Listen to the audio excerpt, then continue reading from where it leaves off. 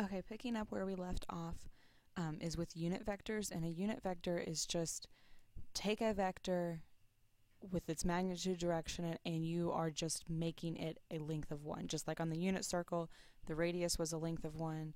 On this, our unit vector's magnitude or length has to be 1.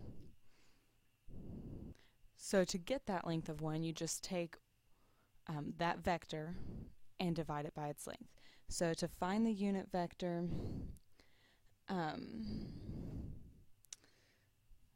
in the same direction as this vector v, which is -2, 5, you are going to divide it by its magnitude. So if you want to think of a formula, where's my pen? There we go. You take the vector divided by its length or its magnitude, and that equals your unit vector.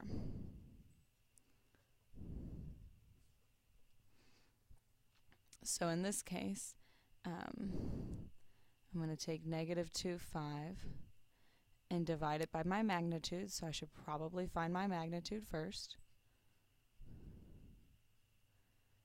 And that should be the square root of -2 squared, which would be 4, plus 5 squared, which is 25. So radical 29. So when I divide this, I get -2 over radical 29, comma 5 over radical 29.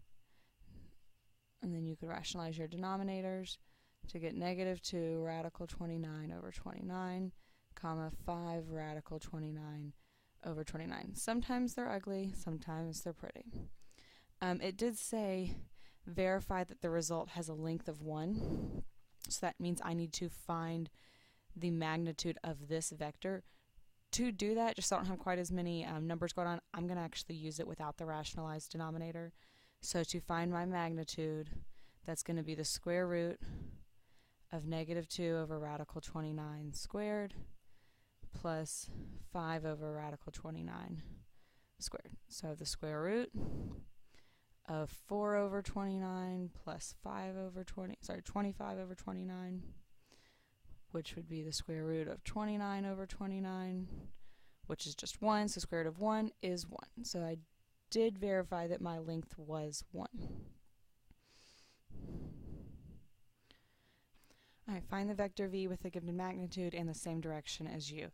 So I want to find a new vector that is a length of 3, but I want it to go the same direction as u. So what I'm going to do is just take u and shorten that down to a length of 1 by finding my unit vector. So 4, -4 divided by my magnitude of u.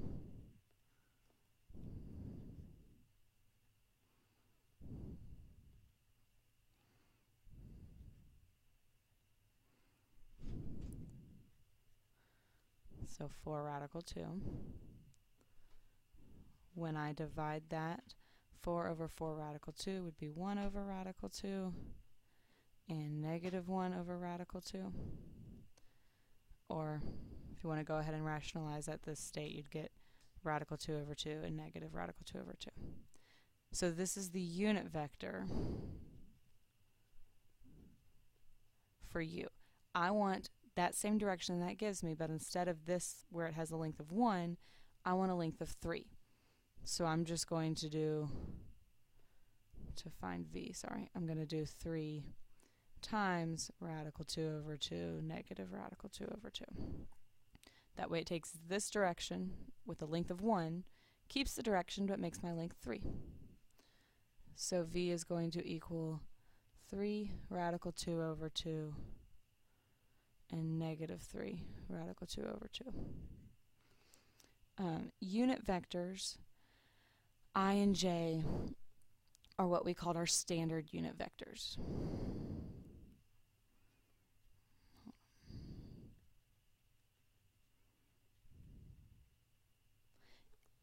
And that's because they basically say here for I, this is a vector that is 1 unit horizontal, j is 1 unit vertical. And we actually call this I our horizontal component.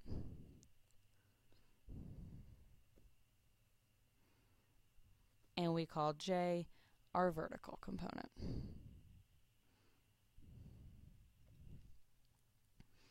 So let u be the vector with initial point 2, -5 and terminal point -1, 3.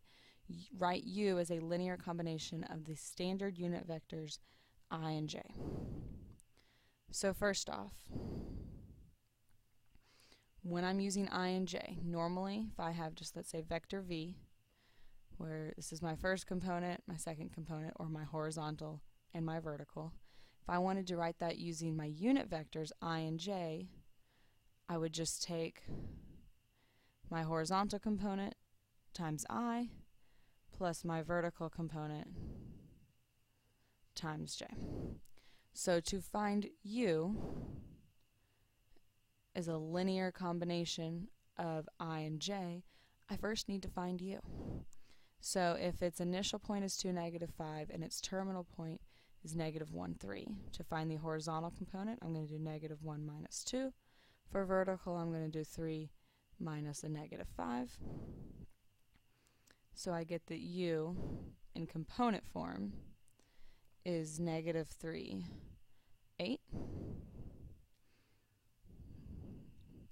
So remember, that is called component form.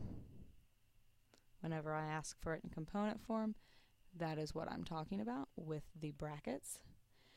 As a linear combination, -3i, because my horizontal component is -3, plus 8j, because 8 is my vertical component.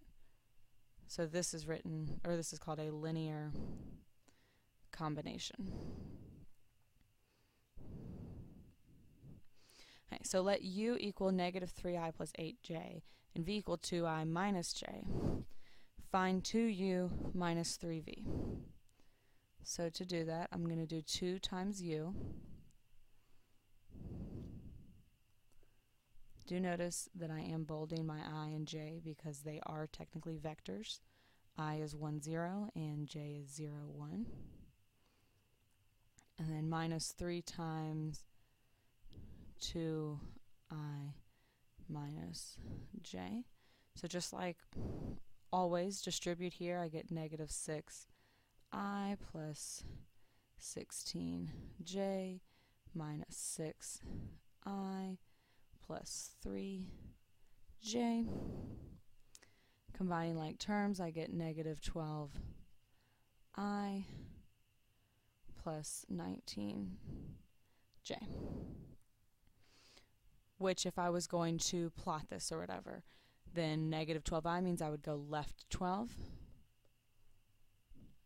and 19j means I'd be going up 19.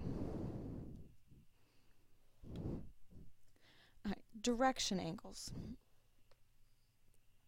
So we have an angle, or sorry, we have a vector. Here's my graph, it's going this direction. There's my vector. The angle from the x-axis around to there, theta, that is called my direction angle of this vector. We'll just call this vector u. U, we could write as the x-coordinate and the y-coordinate, like we did earlier, which, if you remember from your unit circle, x is actually cosine of theta and y is sine of theta. Or, if I wanted to do it as a linear combination, cosine of theta I plus sine of theta j. Now, in this situation, u is a unit vector, because this does not account in any way, my angle here, for magnitude. So let's just say v goes in the same direction, but it's not a unit vector. I'm going to take the magnitude of v and multiply it, just like I would earlier, by my component form. So cosine of theta, sine of theta. So if you actually distributed that out, you would have magnitude of v times cosine theta and the magnitude of v times sine theta. You could do the same thing with your linear combination.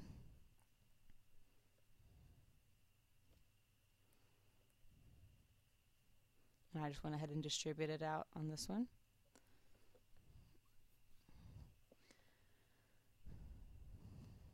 Where we are looking at this as AI plus BJ, where magnitude of V cosine theta is A, magnitude of V sine theta is B.